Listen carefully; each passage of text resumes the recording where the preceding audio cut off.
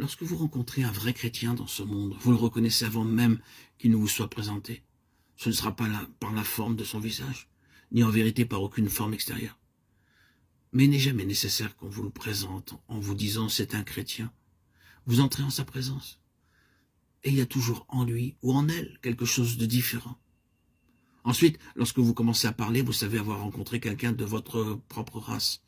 Ces traits extérieurs peuvent être ceux d'un Chinois, d'un Indien, d'un Anglais, d'un Français ou de toute autre nation. Mais il y a toujours des traits spirituels qui le marqueront comme différents de tous les autres. Il reconnaissait que Pierre et Jean avaient été avec Jésus, acte 4, 13. C'est une vérité.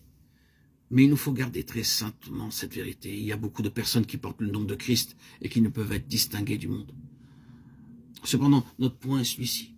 Toute pensée de Dieu exprimée sous l'une de ces 1000 formes différentes, si elle a été perdue par Israël, est reprise en Jésus-Christ et est transférée par lui à ses compagnons. Les compagnons de Christ tirent toujours quelque chose de son caractère. C'est la raison pour laquelle quelqu'un leur a donné le nom de chrétien. Ce fut à Antioche que pour la première fois on donna aux disciples le nom de chrétien. Acte 11, 26.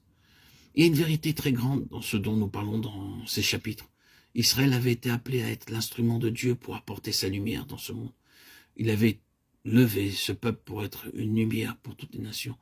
Toutes les nations devaient arriver à connaître Dieu par Israël, à voir ce qu'il est et à entrer dans sa connaissance. Israël était établi au sein des nations pour être la lumière du monde.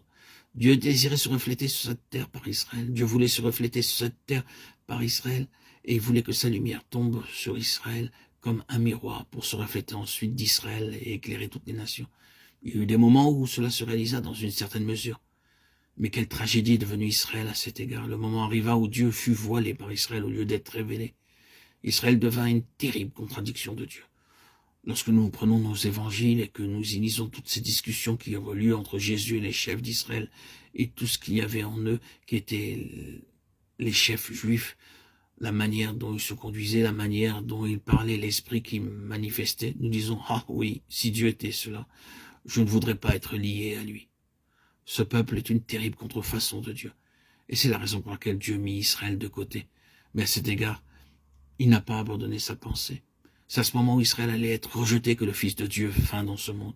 Et il reprit la pensée de Dieu qui aurait dû être réalisée en Israël. Et il dit précisément au sein de ce peuple sombre et aveugle, « Je suis la lumière du monde ». Israël a failli à sa tâche. Je prends la place d'Israël et en moi et par moi le monde saura qui est Dieu.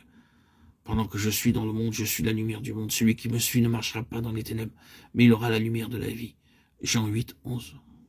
Dieu avait toujours désiré que les races de ce monde aient la lumière de la vie, la lumière qui donne la vie, la lumière qui libère.